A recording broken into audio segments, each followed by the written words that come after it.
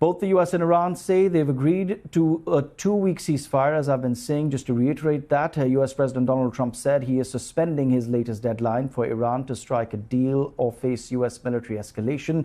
The president wrote on Truth Social that after a conversation with the Pakistani Prime Minister, who proposed the deal subject to the Islamic Republic of Iran agreeing to the complete, immediate and safe opening of the Strait of Hormuz, I agree to suspend the bombing and attack of Iran for a period of 2 weeks. This will be a double-sided ceasefire.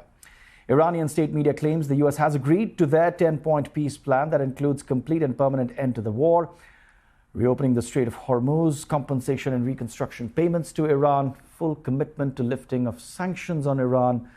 Iran fully commits to not seeking possession of any nuclear weapons was something that the US had demanded of Iran.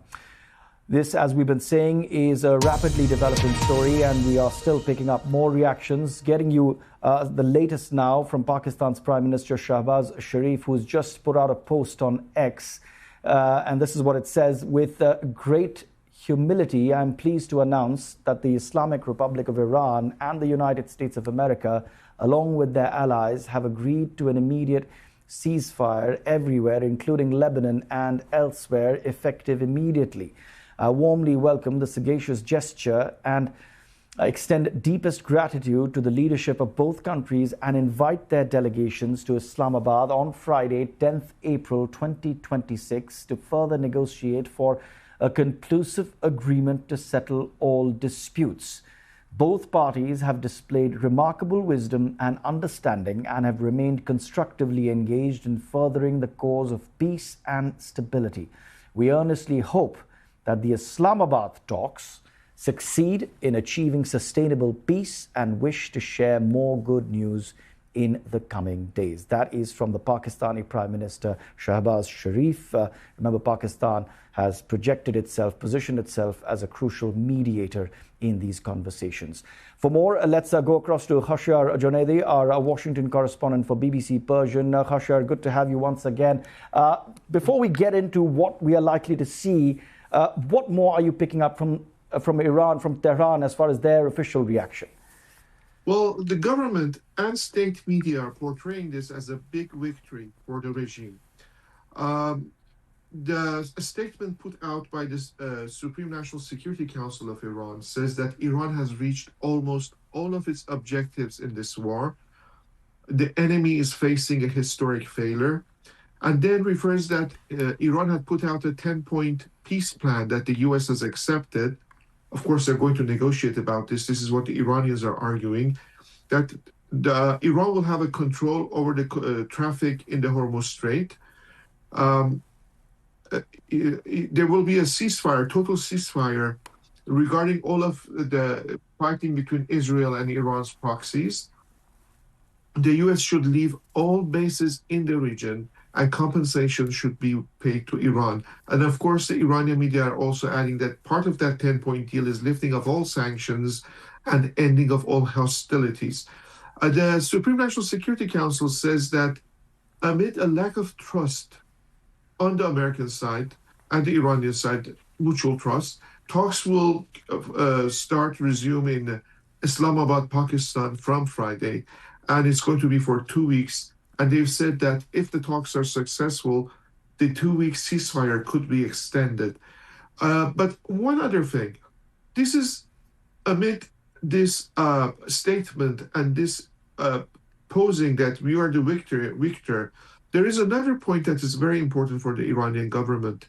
This war started with the killing of Ali Khamenei, the leader of the Islamic Republic, and senior generals within the IRGC. This was an existential threat, existential war for the regime. Therefore, they would consider themselves victorious because they survived this 30-plus days of war with the United States and Israel. Khashayar, I want to go back to some of those points that you mentioned, the 10-point plan. Iran has been categorical in its demands, but a lot of those points that they have talked about have been unacceptable to the US in the past. How difficult or complex are these conversations going to be in Pakistan for both sides to find common ground, to agree given that they are also operating in an environment of a serious trust deficit? Well, that's true. That's true. There's a deficit of trust. Iran and the US have negotiated twice in the past year, and both times in the middle of negotiations has a war has started. The demands of Iran, no matter how victorious they're portraying themselves in state media, Iran is in a very weak position. Its army has been heavily battered. Its economy is in shambles.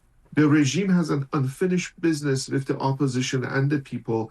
The government has started executing some of those people who were arrested during the protests in January in the past few days, and we've had one or two executions every day.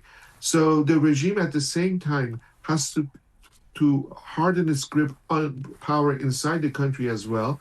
It's in a bad situation, but at the same time, its demands are difficult for the Americans to address.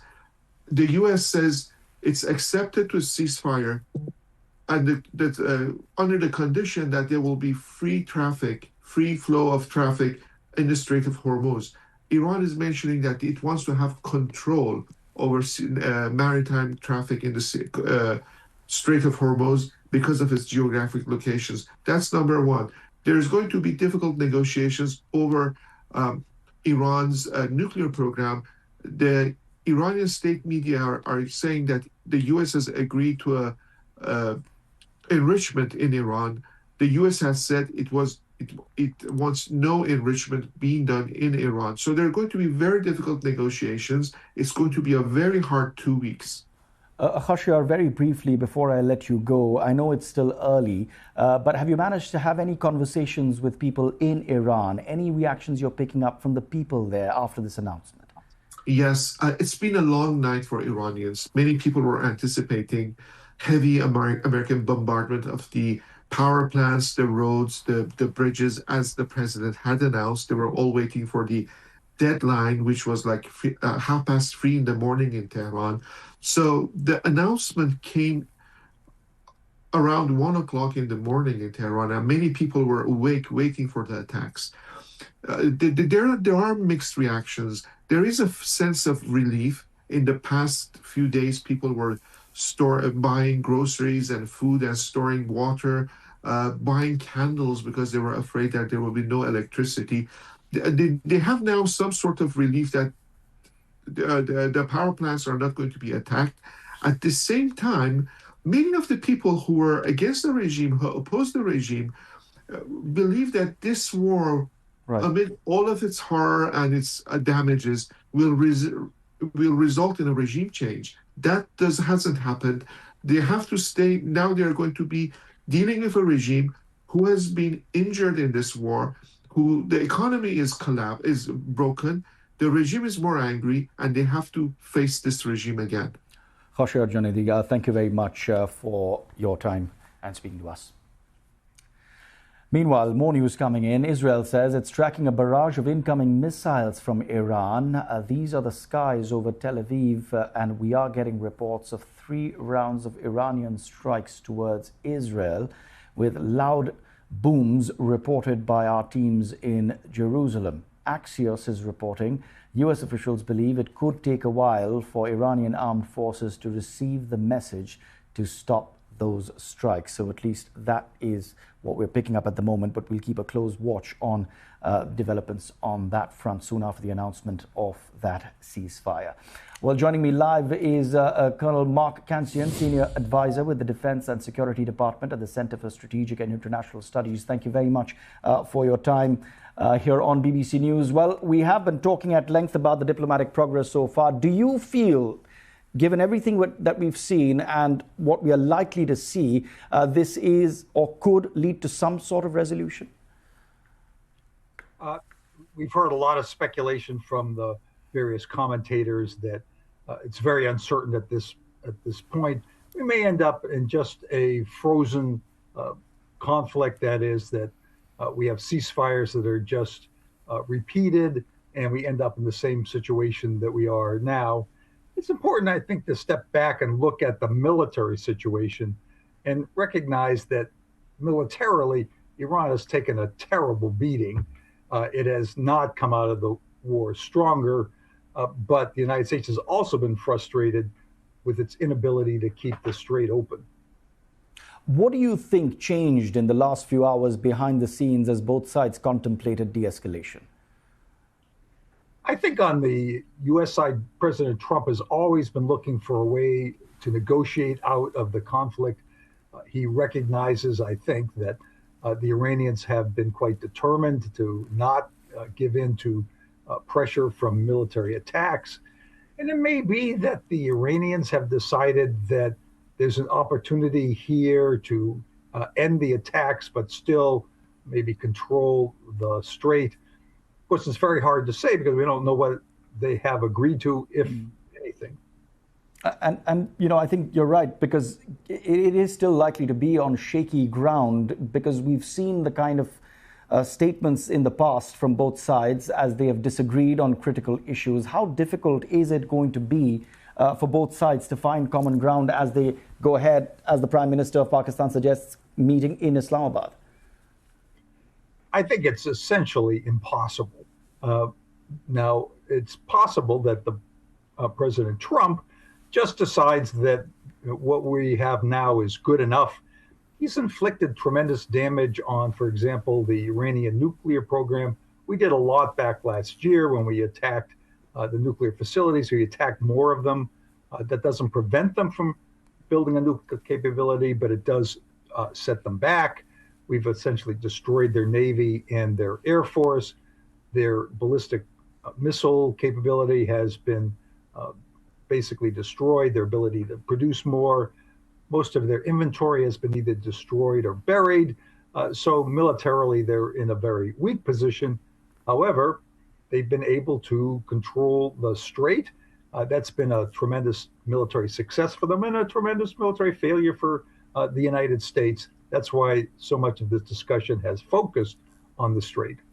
Some might, put up a counter argument, Colonel Cassian, that Iran has really been able to draw out this war and displayed and demonstrated firepower that perhaps the U.S. had not anticipated, given the developments we've seen, downing of American aircraft.